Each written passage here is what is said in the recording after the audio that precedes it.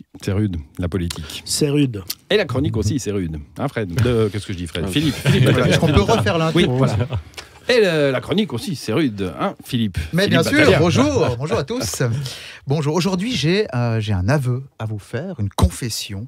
Même, je suis allé voir un match de foot.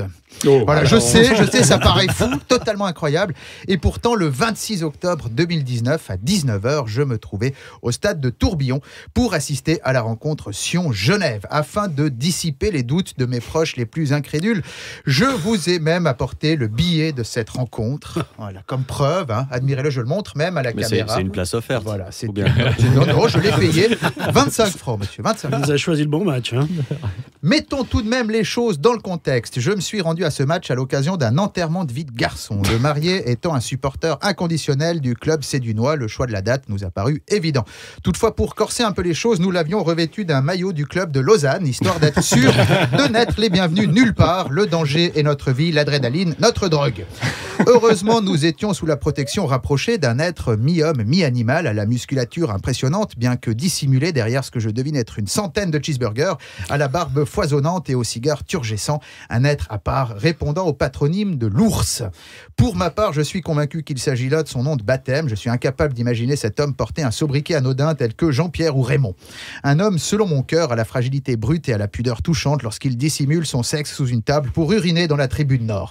Parce que c'est ça aussi, le foot, c'est ça aussi, de la promiscuité, une relation entre les hommes touchant à l'intime. J'en veux pour preuve l'un de mes compagnons d'infortune, un homme dont la passion secrète semblait être de gifler tous ceux qui passaient à sa portée et dont je tairai le nom pour d'évidentes raisons de protection de la sphère privée. Un homme donc qui me susurre à l'oreille à la mi-temps la laine chargée de bière tiède. J'ai pas planté le zizi depuis 2 ans et demi. Ce à quoi je répondais du tac au tac: ne t'en fais pas, Guy, si tu cherches de l'action, tu es au bon endroit. Car en effet, où d'autre que dans cette tribune remplie de torse nus se frottant les uns contre les autres dans un parfum enivrant de testostérone et de hot-dog mi-cru, trouve-t-on autant d'érotisme? J'ai souvent entendu parler de problèmes d'homophobie dans le milieu du football. Je m'inscris en faux, je dénonce ces calomnies. J'ai personnellement été témoin durant presque 2 heures de propositions homosexuelles variées et explicites, chaque supporter souhaitant ardemment pénétrer l'anus du supporter adverse. Ça m'a fait chaud au cœur, toute cette ouverture d'esprit. J'ai tout de même soigneusement évité de me rendre à la gare après le match. Hein, c'est là que ça se passe, m'avait-on prévenu. Ayant une tendresse sans limite pour les muscles de mon sphincter, je ne tenais pas à me retrouver au milieu d'un gangbang d'ultra dans un wagon CFF spécialement apprêté et que j'imaginais être la réplique de la fistinière. Et le match, me direz-vous, mais on s'en fout du match, c'est bon pour les fiottes qui restent devant la télé, le match. Quand vous êtes au stade, tout se joue au niveau des banderoles, c'est là qu'est le vrai sport. Et je dois avouer que j'ai vraiment été impressionné par les pics et la rapidité avec laquelle le club d'en face répond. Par exemple, quand Sion écrit à Genève, il n'y a pas que Modé qui fricote avec les Arabes, Servette répond instantanément avec une banderole où l'on peut lire en caractère arabe: s'il vous plaît, ta mère, c'est ta sœur. Une réactivité affolante qui me pousse même à me demander si les ultras ne cachent pas au fond de leur gradin un atelier banderole pour pouvoir les écrire en temps réel. Et soudain, c'est le drame. 35e minute, goal de Genève. Le bloc B tremble, des hurlements incompréhensibles s'élèvent, les cordes vocales se brisent en même temps que les espoirs et les rêves.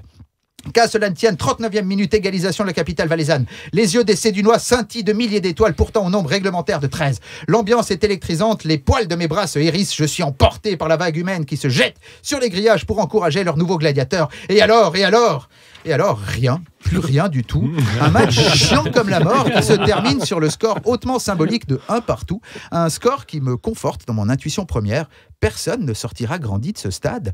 Personne, à part peut-être mon pote Yorick qui ne porte plus son maillot de Lausanne. Félicitations. Bon, il va se marier? Il s'est fait. Il a survécu. Très bien.